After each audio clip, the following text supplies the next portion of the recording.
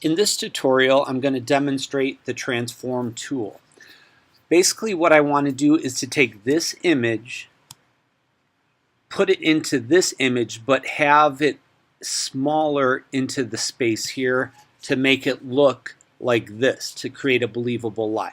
So to start with, I want to make a selection. So Command A for select all, Command C for copy. There are a bunch of different ways of bringing over an image, but for this demo, I'm just going to do a select all and copy.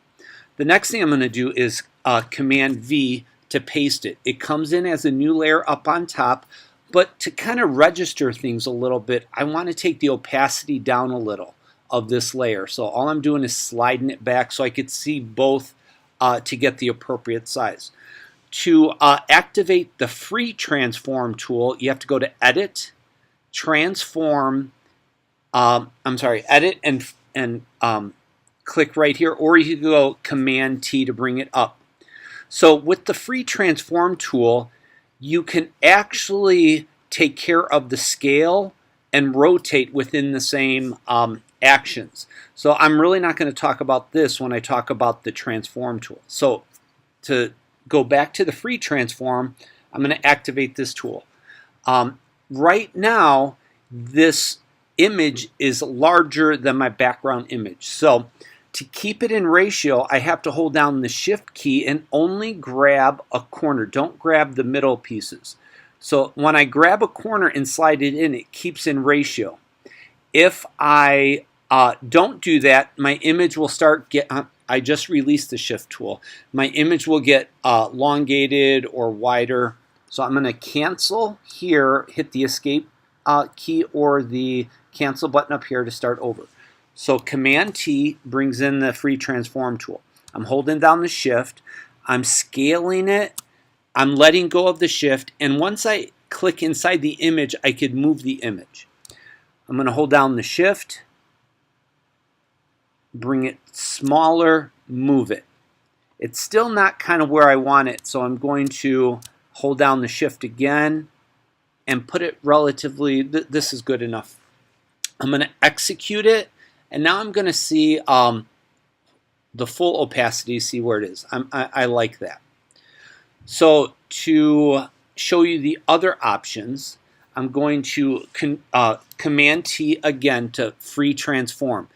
If I don't grab a corner or a centerpiece, if I hover outside of the image, I could rotate it clockwise, counterclockwise. I could flip it 360. I'm going to escape to cancel it. But what happens if I want more flexibility of transforming this image? I'm going to go to Edit, Transform, and now I'm going to go over the skew, the distort, perspective, and warp. So to skew it, all I have to do is grab any of the keys here, and I could bring it in a little, make it come out a little, and with the skew, it stays on its axis and it goes up or down.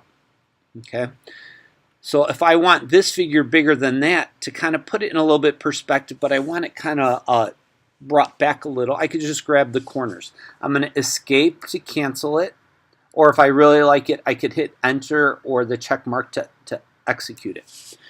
The next thing I'm going to do is Edit, Transform, and Distort. Pretty much the only difference between the skew and the distort, instead of key staying on the axis here, I could actually make it thinner and thicker just by grabbing the corner, the centers, or the ends here. That's pretty much the only difference. I'm going to hit Escape to cancel. I'm going to next go to Edit, Transform, Perspective. This is really nice if you have a building or something that you want to put into perspective, or if I want to put something on a book to fit it. So you grab a corner and it keeps it into perspective going back into space.